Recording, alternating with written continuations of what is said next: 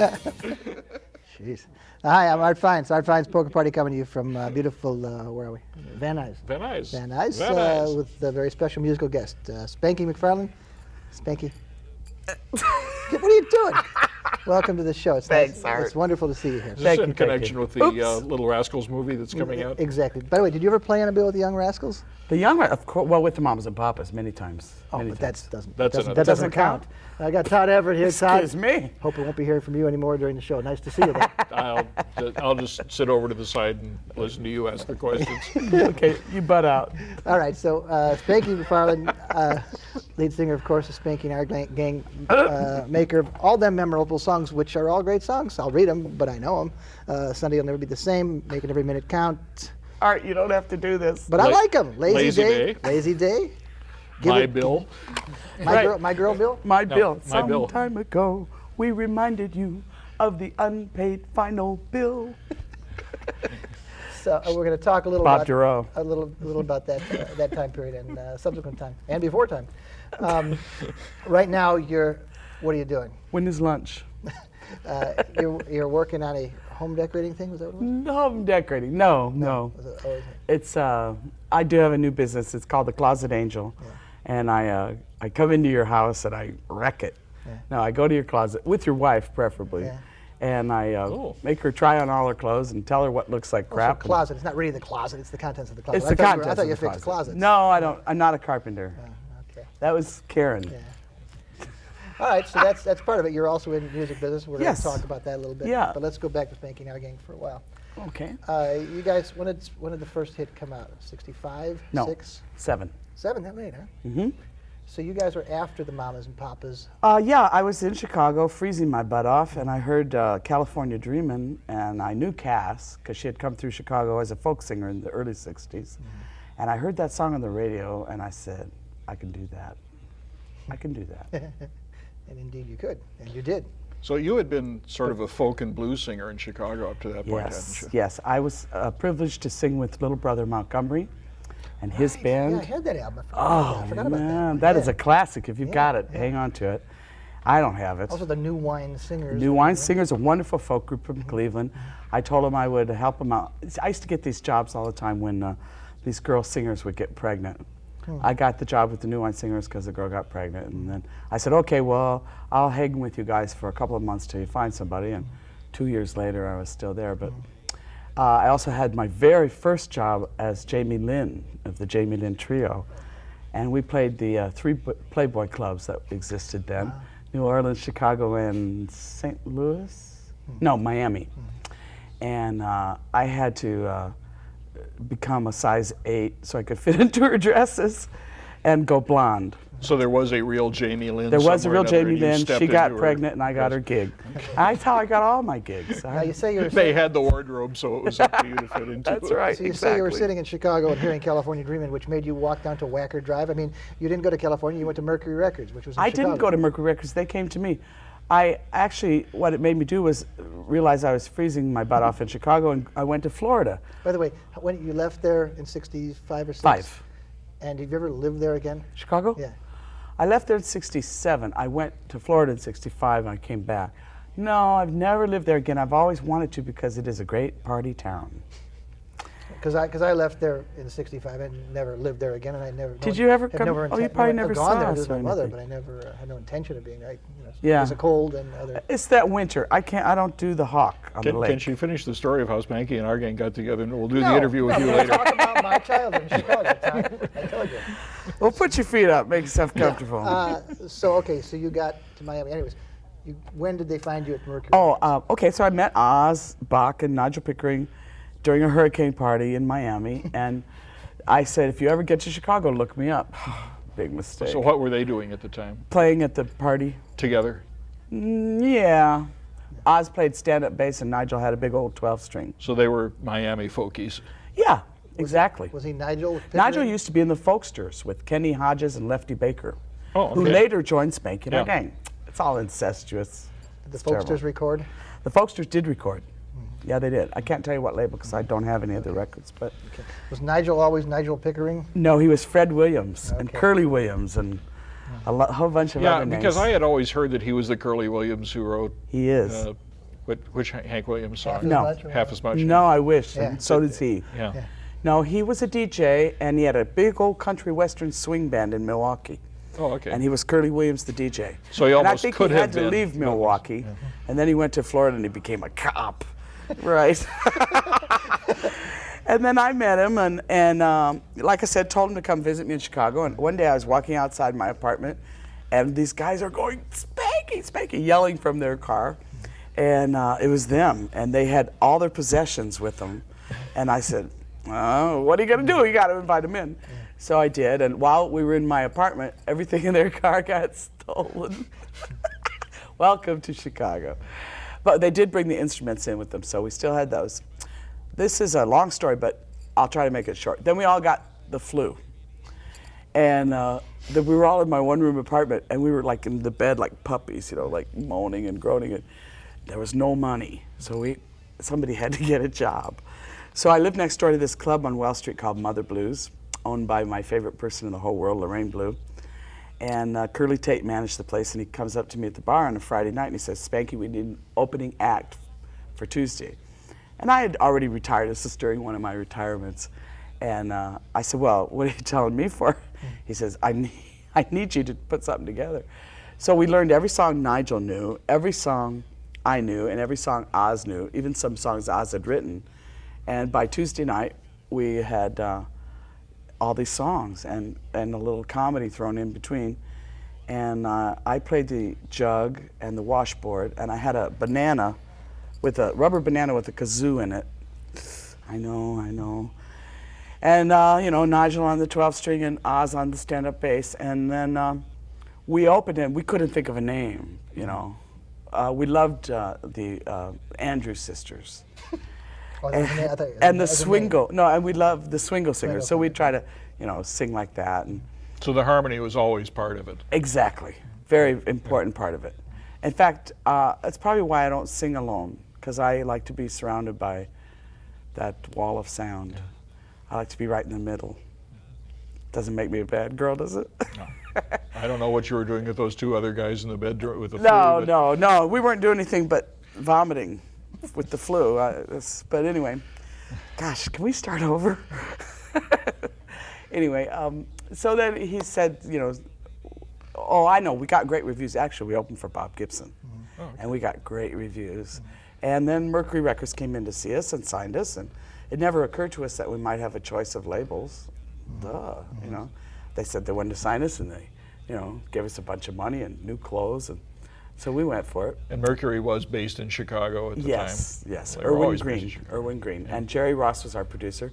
And we actually recorded something that I can't say I'm ashamed of it, but nobody knows about it. Do you think we should say Sure. Okay. MacArthur Park. No, we recorded, our first record was And Your Bird Can Sing, Oh, a song by the Beatles. The flip It's a side great song. was, What's the problem? yeah, we had a good arrangement of it, but it just didn't go. And then the flip side was, Will I See You in September? That song. So that didn't go over too well with the Chicago DJs. And so that was actually put out as a record, Yes. as a Mercury record. yes, it's our first And single. it never wound up on any albums or anything. No, thank you. No, I'm glad to Okay. say. And then we went to Chicago, or to New York, and recorded Sunday Will Never Be the Same, and our first album, which actually was unfinished when they put it out. The vocal I did on Buddy Kenny's Spare Dime was a scratch vocal. I did it at 4 in the morning, and I was going to come back the next day and do it. Well, the next day never happened. The album was out before it was weird. Those were the days. You were working with Bob Duro as sort of a vocal arranger, coach, whatever. Later. Oh, so this was all This done is all totally prior on your to own. Sharf and Duro, right? Okay. Right. But they were working with Chad Mitchell, and I was real jealous because they were doing real quality work. Yeah. And I knew they were the team I wanted. And Jerry Ross, I had hits with me. Said the first album had Lazy Day, Make It Every Minute Count, Sunday Will Never Be the Same. And he had these hits, and so we had this great track record. And I'm going, but I don't want him. And they're going, well, Spanky, you have hits, and you're going to be rich and famous. I said, yeah, but I really want to do this quality work, This was the 60s. I mean, Jerry Ross was a great producer, but his expertise at music was, if the music went like that, and he could move the shoulder, and then it was okay, you know. And it was like I really wanted musician type people, and nothing against Jerry Ross. And so finally, I got my way for the second album, which was the Like to Get to Know You album. I'm very proud of that. Yeah. And we stayed with Scharf and Drove. And then for the third album, which is the one where Malcom died, and we had to disband. Now you worked on all over the place. I mean, you played with virtually everybody of that period, right? I mean, you were on bills with Hendrix and stuff like that, right? No, not so much. It wasn't a big package time then, not like now, where you put a bunch of acts together and you know you're going to sell the tickets. At that time, we were headliners, and people like Richie Pryor opened for us, and gosh, I remember we were at a Catholic college, and he went on first, and there were nuns in the audience, and he was talking about trying to get the girdle off the girls in the back seat of the car. I was like, yeah, because I knew that those nuns must have been dying. So anyway, let's talk about you, Todd. So, No, let's hear more about art. okay, so now at that time period, you were not in competition, but with the Mamas and Papas, and you mentioned hearing the California Yes, I did. calling you, but I haven't heard about your getting here. Well, we actually did come and make our albums in the. By now we'd moved from Chicago to New York, but the winters we would try to be on tour. We played colleges. That's what you did in those days. And in the summer, when there were no colleges to play, we would go to L.A. and record. Now we're with Scharf and Darrell, and making those other songs, Like to Get to Know You, Give a Damn. Oh, Sunday Morning was one of my favorite recordings. Going back a little ways, you grew up in Peoria, so what got you up to Chicago? What kind of folk stuff grabbed you that made you see the light, so to speak? Believe it or not, before folk music, it was New Orleans style Dixieland jazz. And my brother used to bring home these Firehouse 5+2 records, 45s. Yeah. And he loved Louis Armstrong, and my brother played the trombone. And he turned me on to this music, and what are you going to do? What was the first record you bought? I bought, oh boy, it might have been a 45. I don't think it was Elvis, because I wasn't an Elvis fan. I think it was probably the Everly Brothers. What about the first cool concert you saw that made a difference? Like, you must have had to go up to Shy for that. Well, that kind of gets into the old Gate of Horn days when I was like 17 and sneaking in there. Oh yeah, you mentioned seeing Gibson in camp at the Gate of Horn, but that would be a very narrow range, because didn't they just make that album and then disband? I mean, did they play there a week? It seemed like they were there for a long time together, but my frame of reference now is a little fuzzy. Yeah, but did you go to the one that's on the record, you think? You know, the live at the Gate of Horn? I don't know. Yeah. Is that you yelling yeah? I can't remember. Yeah. Can't remember. So when one of the gang, first of all, was it your group? I mean, was it you and a bunch of other guys? It was me and Nigel and Oz, and of course they didn't want to name it after me. But I was being called Spanky then. It was just a nickname. You were already Spanky. I was already Spanky. But so they were anxious to find a new name. But once the deal went down, it was Spanky and Our Gang. And we never changed it after that. Then we went electric. Baldwin gave us electric 12-string and electric harpsichord. And I electrified my jug and my kazoo and my washboard. Electric jug? Yeah, I had the first one ever. The first of exactly how many? Remember the Kreskin jug band? Yeah, Well, I sure. showed Fritz Richmond how to make an electric jug. And he had one then too. So They're all now, on then there were synthesizers two. now, that's why Yeah. you Right, you can sample it now. So all right, let me jump a little ahead on that to the 70s, where I have one photo. For some reason, I found this in my collection, a picture I had taken in, what would you say, 1977 or 8. At the I Palomino? don't know, he won't let me see it. Well, I got to show it to them, and if you could look, it's just. That looks like the Palomino. Yeah, it is the Palomino. And, it was one during one of your many country versions of Spanky and Our Gang performances. Yes, there. in the 70s, I did struggle with my country band from 74 to 80. And you were real good. I mean, it was great stuff. It was good stuff, But I would wasn't think it? that it would be kind of like an image problem with the name, because people think of you in terms Exactly, of 60s pop and it songs. was with the record label too. We were on Epic. That's the label Patty Hearst was on. That's why they couldn't find her for so long. I see. Bada bing. Well, that was when I first met you. I think that's when you were Yeah. on Epic. Yeah, it was a good band though. I think we finally did record on Epic in '75 with Chip Young in Nashville, and they said, oh, it's too country, and then we came back and went up to Sausalito and recorded some more, and finally they put something out, but they never pushed it. They couldn't see us as a country band. We were like singing six-part harmony to the Tennessee Waltz and San Antonio Rose, and they just I couldn't. mean, it was a time that could have made it because there was enough mix-up of what country and rock were at exactly, that time. but it just didn't. wasn't quite ready. And then what about, okay, then going forward, what about you're joining the Mamas and Papas? Oh, I stayed with the Spanky Our Gang country band. We finally moved to Las Vegas in 1980. Wow. And we were a house band for a casino. Wow. You know I must have loved that. Yeah. As Spanky Our Gang? Yeah. Wow. And it's a What casino country is that? band. I don't remember. Okay. Anyway, so then in '81, I finally quit the band, and I just said, I can't do this anymore. And I came back to LA with my children, and I just knew something was going to happen. And sure enough, in March of '81, Denny and John and I got on a conference call. I didn't know John. I did know Denny. I had met Denny at a Bob Gibson session in '74. We're talking about Denny Doherty Denny and Doherty, John Phillips right, of the John Mamas and Phillips, Papas. exactly. I'm sorry. Yeah. And they said, "Can you come and join the Mamas and Papas?" And I said, "Well, how do you know you want me?" It was really weird. I mean, how could you tell over the phone? You know? They said, "Oh, we want you. We want you." Had they ever crossed paths with you professionally at all? Denny and I had been to a Mamas and That one time, Yeah. but you'd never worked together. Never for worked instance, together. And Cass was dead by now, of course, and long gone. And John had cleaned up his acts, so to speak. And he was drug-free. And it was a family thing. The Phillips family was reunited, and actually it was a very, very nice thing to join up with, and you know. So I joined them in '81, and So we at that did- point, it was we did John, nothing Denny, for a you, year. and Michelle, Mackenzie. Mackenzie, the daughter. who was a lot better than one might have expected her to be. She really was. She had a good, strong voice. She had never really performed that much, but she had a good voice. This was after One Day at a Time. Yes. In fact, I remember seeing Oh, you yeah. perform that song. Oh as the yeah, we Mamas used to and do one, Papas. yeah, Yeah, that's sure. right. Such a charming little ditty. Oh, come on, it was a cute little song. It was fun.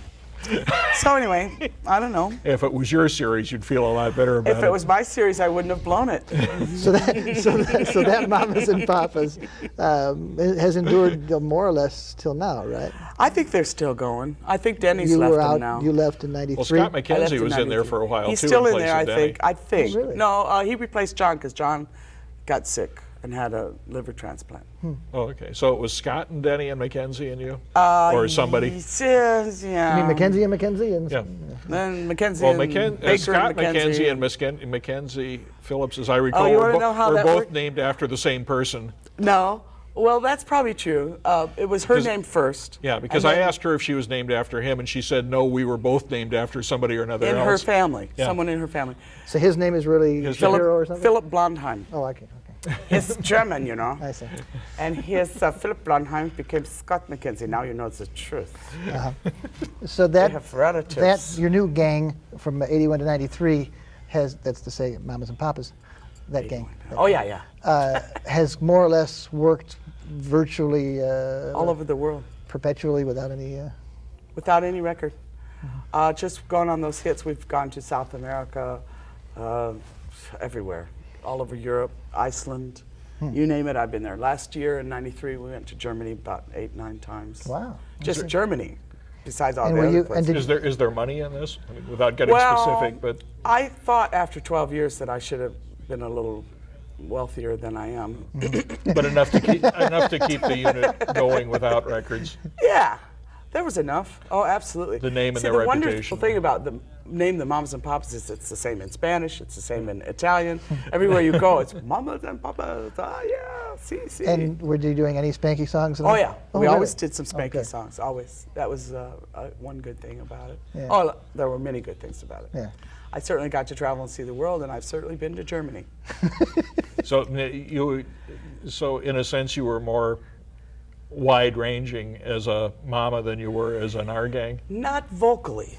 No, but I it was just means in very terms of getting structured. around. Oh, and definitely. working the gang and that never. We only went to Europe and to the British Isles, and we didn't have time. We quit too soon. When Malcolm died, I didn't want to do it anymore. That was really the end of it. For me. Yeah. We had one more gig with Tiny Tim, and it was kind of weird because when we first started the group, we were playing the Scene in New York, Steve Paul's Scene. It was a basement place, I don't remember, somewhere up on 42nd or 41st or 54th or something. Anyway, Tiny Tim, they used to bring him in to, like, so the house would clear out between the acts. Well, in December of 68, he was the headliner at the Fontainebleau in Florida, and we were opening for him. I said, what's wrong with this picture? I'm out of here. And I was married and going to have a child. Okay, going back to early Chicago days, and let's talk a little bit about Bob Gibson, because you knew him back during the folk scene. Oh, yeah. And right now you're taking part in a tribute record to him. It is a tribute record, and there's going to be a tribute to Bob. I hope this show's before September, so that we can tell everyone in Chicago to come. It'll be at the Old Vic Theater, hopefully on September 27th. I'm not sure about that date, but it'll certainly be in the paper, and the Old Town School of Folk Music will know when it is. And Bob is, he's ill. He has a form of Parkinson's disease called, I think it's PSP. I don't know, but it's not as heavy as Parkinson's, but it's just as debilitating, and there's no cure. Wow. And I was with him yesterday, and we recorded on Monday in Nashville with Emmylou Harris, Tom Paxton, John Hartford, Ed McCurdy, Peter Yarrow of Peter, Paul and Mary, Glenn Yarbrough of the Limelighters. God, I hope I don't leave McGuinn in anybody there? out. Who? Roger McGuinn. Roger couldn't make it, but Jim. Roger's going to play at the tribute. Okay. And You maybe said Oscar Brand, too? Oscar Brand. I didn't even know he was still alive. Yeah, no kidding. Did you get Son House, too? No. We just, got, and Josh White Jr. and Barbara Bailey Hutchinson and Catherine Craig, and we just had a ball. And we sang this wonderful song called I Hear America Singing that Shel Silverstein wrote, and they're putting together a record on Asylum. So we're all going to be on that record. So this is, I know Asylum, their Americana label or whatever they call it, was doing a Bob Gibson album. This is a new this will one. be one cut on that? No, this is a new album. This will be a whole different album. Great. All Shel Silverstein material. Okay. Back to Chicago? Back to Chicago. What other than you're going down to the Gate of Horn to see him, did Bob Gibson? Bob Gibson is singer, guitar player, songwriter, wrote half the songs that anybody sang during the folk era. He sure did. And terrific, unheralded talent. Absolutely. Unless you're in Chicago. Yes. Or a folkie anywhere else. I mean, Yeah. Any folk singer would know Bob Gibson and Bob Camp. They were two very sharp dressed guys, and they were up there on the stage at the Gate of Horn, and they were cracking jokes and playing these guitars, and they were just hot, and all the girls were like panting and stuff, and they were singing great harmony, and it kind of took me back because I love the Everly Brothers, and that's kind of what they were doing. The folk, I called them the Everly Brothers of folk music. Funny. That's a good one. Yeah. What about, Todd mentioned Jim McGuinn back, and you were on the scene at the same time that he was. Yes, in fact, Roger used to sneak in with me to see them, and then we would go to the Oak Street Beach, and he'd have his banjo, and Guy Gilbert would have his guitar, and we would sing till the sun came up. All the songs we heard at the club. Wow. Because we stole your material, okay? McGuinn has said, he makes no secret of the fact that it was Bob Gibson who turned him onto the 12-string guitar in the first place. Absolutely. So I was right there, and actually McGuinn and I and You'd Guy be much Gilbert, younger than any of those folks. I was a child. McGuinn is much older than me, but anyway, we had a trio called the Old Town Trio. Wasn't that clever? We were from Old Town, and we actually, I think we may have even had a few gigs somewhere. Hard to believe, and he was Jim then, and it was a lot of fun. Great stuff. Well, when did Little Brother Montgomery figure into all of this? Actually, during that time, he kind of kept me alive because every gig he had, he invited me to play with him. I was 17, 18, and he was very old and had a very old band. Booker T. Washington on the drums, sometimes Wee Willie Dixon on the bass. I mean, this band, it didn't occur to me that they were all legends at the time. You know, later I'm so grateful I had the experience, but I never got over singing Chicago blues. I still love it, still sing it today. Oh, I know what I wanted to ask you. Did Nigel become Nigel in '67 for Spanky? Because Yes, he did. Because he wanted to think he was British? He did wear a bowler hat in some of those I think pictures, someone was didn't after him, and Fred Williams was like not a good name to have at that time. So his real family name was Pickering. So I said, Fred Pickering? Yeah. I don't think so. I think Nigel. He went for it. Because there was that implication that he was British. But Oh yeah, he talked with a British accent.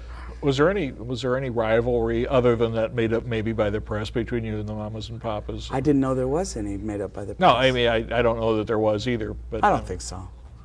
I don't think it could have come down where I would be the one to take the shoes of Cass, you know, if there was rivalry. If there was rivalry, we weren't aware of it. Yeah. Because they had a different thing. They had 2 girls and 2 guys, and it was a different thing with ascending and descending parts. We were full on 6-part. I didn't always sing the lead. The guys would sing the lead, you know. And it wasn't anything like their music, except once in a while we'd hear a familiar little ba-da-da. Their big thing was, yeah. Okay, we got to get out of Which here. they got from the Beatles. We're finished? We're finished. Ow, and it was a great time, and I told you it would go fast. What's the name? Have you named your little business that you're doing? Yes, I am the Closet Angel. I will come and do your closet, and you'll And never you're be living the in same. North Hollywood, I guess, if this I am. business is going Yes, to be the advertising Closet soon Angel. or something like that. Closet Angel, Spanky McFarlane. It was wonderful. Still singing, though. Wonderful having you here. Thanks, Art. And It's good fun. thanks for coming by. Todd. Terrific. Thanks for watching. Appreciate it. We'll see you next time. All right, fine. Signing off.